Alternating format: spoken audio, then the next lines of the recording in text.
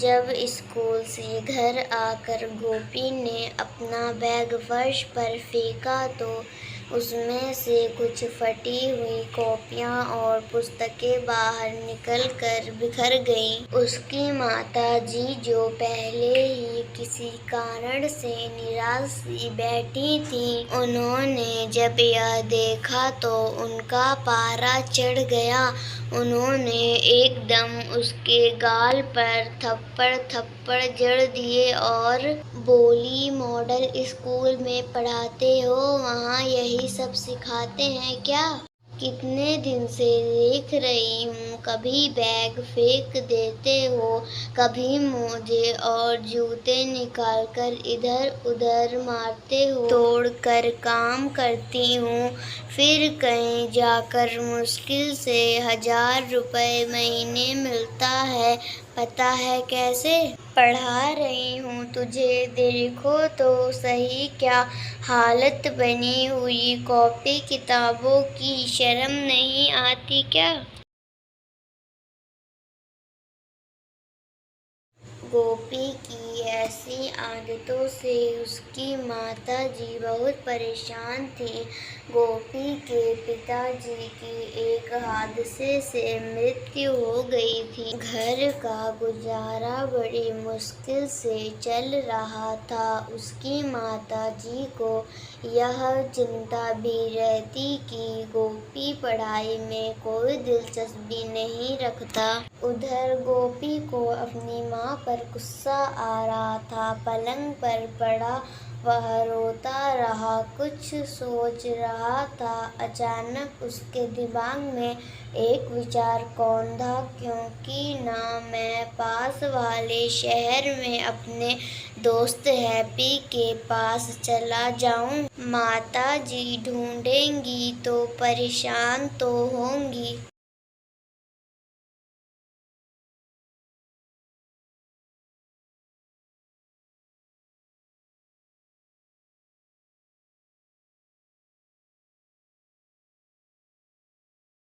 बस फिर क्या था, वह माँ के घर से निकलने का इंतजार करने लगा और जैसे ही वे पड़ोस में किसी काम से गई, वह चुपके से घर से बाहर निकल लिया और बड़बड़े कदम भरभराता हुआ चलने लगा। चलने से पहले उसने माँ के पर्स से 20 रुपए का नोट भी निकाल लिया।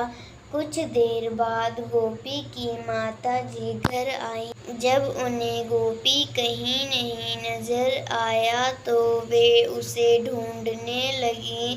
फिर उन्होंने सोचा कि वह अपने किसी दोस्त के पास गया होगा, थोड़ी देर बाद में आ जाएगा। धीरे धीरे अंधेरा घिरने लगा और रात हो गई।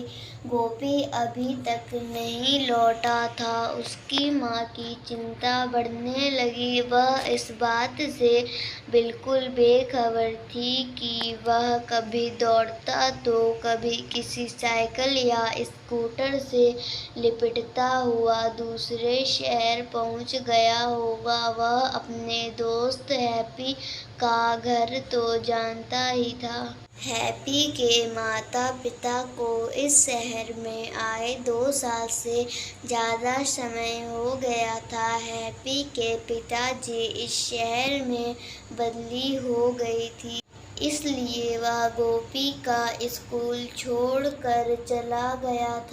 गोपी अभी हैप्पी के घर वाली गली में दाखिल हुआ कि उसने देखा एक लड़का खंबे की ट्यूब की रोशनी से पढ़ने में व्यस्त था। वह उसके पास गया और उसे एकटक देखता रहा। फिर उसने पूछा, क्या कर रहे हो भाई? उस लड़के ने नजर उठाई और बोला, पढ़ रहा हूँ। यह कहकर वह फिर पढ़ने लगा। गोपी के दूसरे प्रश्न ने उसका ध्यान भंग कर दिया। गोपी का सवाल था, कौन सी कक्षा में पढ़ते हो?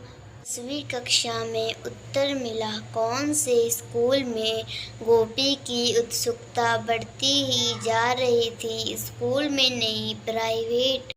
वह लड़का कुछ और पढ़ना चाहता था, लेकिन गोपी के सवालों ने उसका मन उचाट कर दिया। वह अपनी पुस्तक समेटने लगा। उसका हर रोज रात को 10:30 बजे तक पढ़ने का नियम था। बातों बातों में गोपी को यह पता चल गया कि उस लड़के के माता पिता नहीं हैं और वह साइकिल की दुकान पर मरम्मत का काम करता है।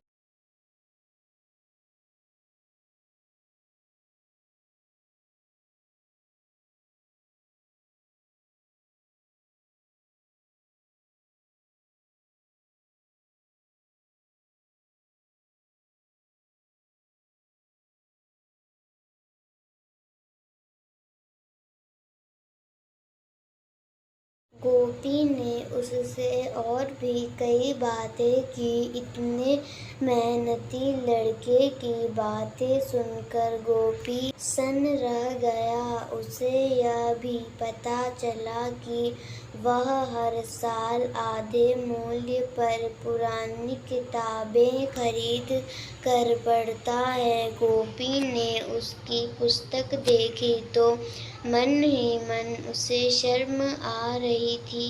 वह सोचने लगा, उसकी माँ तो उसे नई किताबें खरीद कर देती हैं और वह उनका ऐसे हाल बनाता है जैसे वे 2-3 साल पुरानी किताबें हों।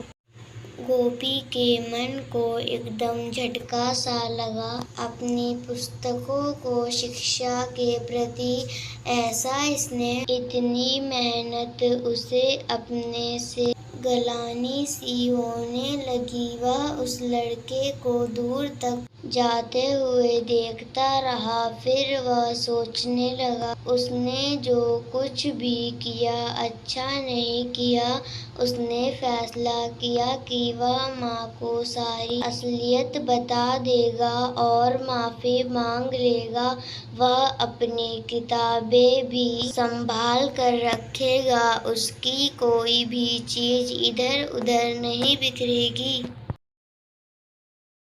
गोपी काफी देर तक यही सोचता रहा। हालांकि एक बारगी उसका मन हुआ भी कि वह सामने देख रहे हैप्पी के घर की घंटी बजा दे, लेकिन ना जाने क्या सोचकर उसने ऐसा नहीं किया।